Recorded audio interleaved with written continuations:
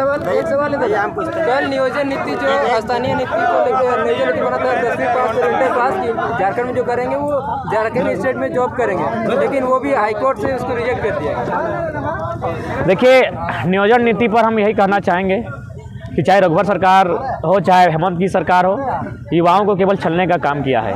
खासकर बड़ा दुख होता है, आप भी छात्र हैं, हम भी छात्र हैं, पढ़ने वाले युवा हजारीबाग, रांची इत्यादि क्षेत्रों में जाकर, जगहों में जाकर बड़ी मुश्किल के साथ घर से खेतीबाड़ी को गिरवी रखकर, अपनी पुरखों के गहने को बहुत सारे लोग गिरवी रखकर एक अच्छी शिक्षा के लिए बाहर जाते हैं कि भविष्य में एक अच्छी नौकरी होगी तो जीवन संपन्न होगा। लेकिन कहीं ना कहीं इस प्रकार की नीति बनना जो गलत है, उस पर आज सरकार को संज्ञान में लेते हुए, सरकार को चेतते हुए एक ऐसी नीति बनानी चाहिए जो राज्य के हित में हो। और बिल्कुल मेरा भी मानना था कि 10th 12th कहीं ना कहीं फंसने वाला नीति इसलिए था क्योंकि हमारे बहुत सारे जो गिरिडीह के छात्र हैं, हमारे एक साथी हैं, वो महाराष्ट्र से 12 पास किए हैं। तो इस हिसाब से उस नीति के हिसाब से क्या हो जाता कि जो वो झारखंड का नहीं गिने जाते हैं। तो कहीं ना कहीं छात्रों को केवल रुलाने का काम हो रहा है। गवर्नमेंट जानती है कि नीति एक दिन कोर्ट में फंसेगी, लेकिन बावजूद इसके, क्योंकि इसको केवल और केवल आखिर अपना दो बचाव कैसे करेगी। ये तो अब कह सकते हैं कि वैकेंसी इसलिए मन रद्द किए कि कोर्ट ने नीति को रद्द कर दिया।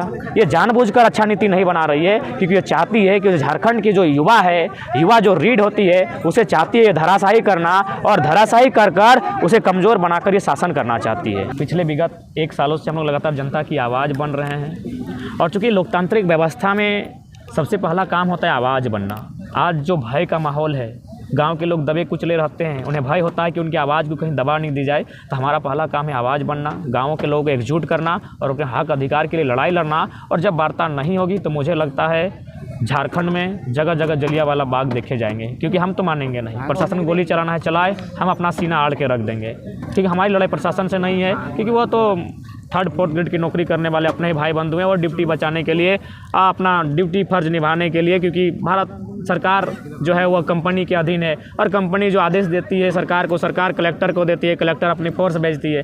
तो हमारी लड़ाई उनसे कभी नहीं है। लेकिन ये तय है, अगर अधिकार नहीं मिलता है तो आने वाला दिन झारखंड में जगह जगह जलियांवाला बाग देखने को मिलेगा। इसलिए देखने को मिलेगा, अभी उदाहरण गोंदलपुरा, वहाँ अडानी तो पहुँच गया है ज़मीन लेने के लिए, लेकिन ज़मीन कहाँ, उनको ज़मीन के बदले ज़मीन आप कहाँ दे रहे हैं, इसकी कौन गारंटी लेगा। स्पष्ट है कि ज़मीन के बदले ज़मीन नहीं मिलेगा, सिर्फ पैसा मिलेगा। तो उस पैसे का हम क्या करेंगे, कहाँ ज़मीन खरीदेंगे? क्या आप आसन बनी में उनको ज़मीन देंगे?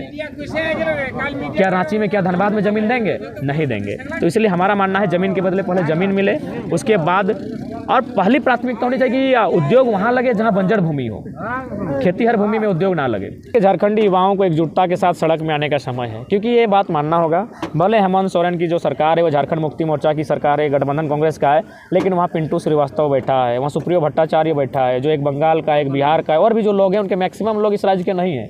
वो लोग चाहेंगे ही कि अपने जो बच्चे अपने जो राज्य के हैं उनका रास्ता छोड़ दिया जाए, उनको आने का रास्ता दिया जाए। तो इसीलिए मेरा मानना है कि आज युवाओं के सामने विकल्प है, एक बहुत बड़ा आंदोलन, एक बहुत बड़ा विद्रोह। अगर वह अपने हिम्मत के साथ आ पाते हैं तो मुझे लगता है सफल होगा, नहीं तो फिर इसी तरह नीति बनेगी, फिर कोर्ट जाएगी, रिजेक्ट होगी, और फाइनली झारखंड में इसी तरह चलता रहेगा। उम्र पार हो जाएगी, नौकरियां बाहरियों को बांट दी जाएगी, जिस प्रकार पहले बांटी गई है, फिर 35-20 साल आप चिल्लाते रहें। इसलिए आज एकजुटता का आवश्यकता है, और मैंने इस राज्य में एक बहुत बड़ा उलगुलान की आवश्यकता है, जो तख्ता के साथ साथ, व्यवस्था के साथ साथ, सत्ता के साथ साथ एक विचार, और जो सिस्टम जो मैंने मकड़े की जाल की तरह, दिमाग की तरह चाट रहा है, उसे साफ करने का समय। दोनों सवाल के उत्तर साथ ही देते हैं। छात्र सड़कों पर क्यों नहीं आएंगे जितेंद्र बाबू? हम कल हजारीबाग गए थे, कुछ छात्र मिले, कुछ नहीं, लगभग 40 की संख्या में छात्र मिले। उन्होंने बड़े प्यार से भोजन करवाया, लेकिन उनकी आंखों में बस उदासी देखी। उन्होंने बस एक ही बात को कहा कि दादा, हम लोग का एक ही ख्वाहिश है कि जब घर वापस जाएं तो यहाँ से एक छोटी सी नौकरी लेकर जाएं। तो क्यों नहीं उदास दिखेंगे? वो अपने ख्वाबों को, अरमानों को पूरे करने के लिए गए हैं। और आप अगर नियोजन नीति की बात करते हैं तो नियोजन नीति झारखंड के हित में तभी संभव हो पाएगी जब खतियान आधारित स्थानीय नीति बनेगी, उसके बाद नियोजन नीति बने। उसके सिवा झारखंड के लिए कोई उपाय नहीं है। और साथ ही साथ उन्हें थोड़ा सा एक जिला वाइज सोचना होगा और वैकेंसियों को प्रखंड वाइज सोचना होगा, क्योंकि अगर आप भाषा को लेते हैं तो भाषा क्या है कि यहाँ प्रखंड भाषा बदल जाती है। तो अतः मुझे लगता है कि प्रखंड वाइज जो 3rd 4th ग्रेड की नौकरियाँ हैं उसे प्रखंड वाइज सोचना होगा।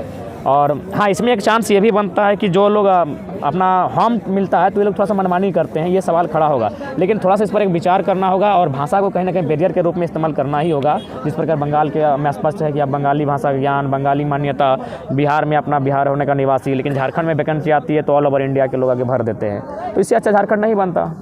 इससे अच्छा झारखंड नहीं बनता। बिल्कुल आपका भी बात सही है कि बच्चे पढ़ेंगे कि आंदोलन करेंगे।